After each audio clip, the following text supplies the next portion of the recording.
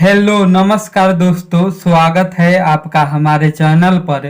दोस्तों आज मैं बहुत ही ज़बरदस्त ऑर्केस्ट्रा सॉन्ग मैटर लाया हूँ। मार्केट में बजने वाला बिल्कुल धांसू मैटर है दोस्तों। ट्रैक का नाम है लहंगवा लस लस करता। पवन सिंह जी का ट्रैक है दोस्तों।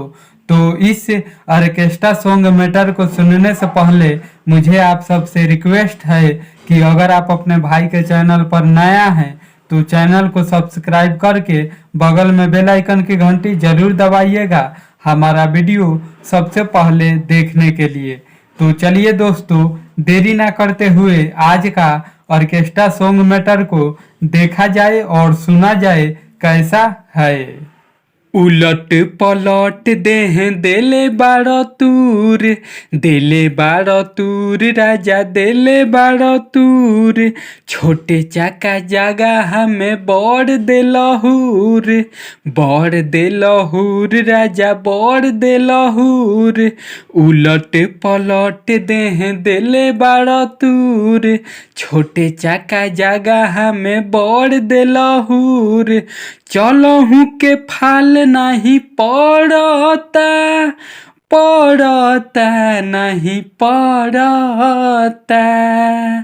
राजा जी छापी दहर दिया हो, मोर दर दिया गते गते बढ़ता।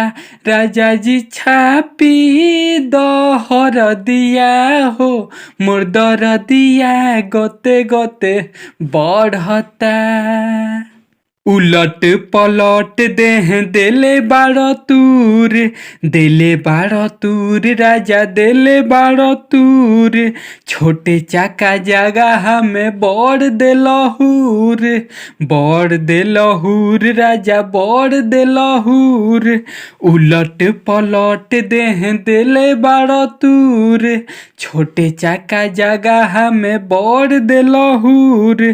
चलहू के फाल नहीं पड़ता, पड़ता नहीं पड़ता। राजा जी छापी दहर दिया हो, मोर दर दिया गते गते बढ़ता। राजा जी छापी दहर दिया हो, मोर दर दिया गते गते बढ़ता।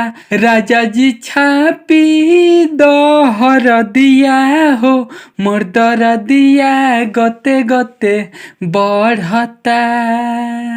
तो कैसा लगा दोस्तों आपके भाई का ये ऑर्केस्ट्रा सॉन्ग मैटर? कमेंट करके ज़रूर बताइएगा। अगर मैटर अच्छा लगा है तो वीडियो को लाइक करना ना भूलिएगा दोस्तों। और चैनल पे पहली बार हैं तो चैनल को सब्सक्राइब करके बगल में बेल आइकन की घंटी जरूर दबाइएगा हमारा वीडियो सबसे पहले देखने के लिए। तो मिलते हैं दोस्तों अगले वीडियो में नए हिट गीत के साथ। तब तक के लिए नमस्कार, बाय बाय, जय हिंद दोस्तों।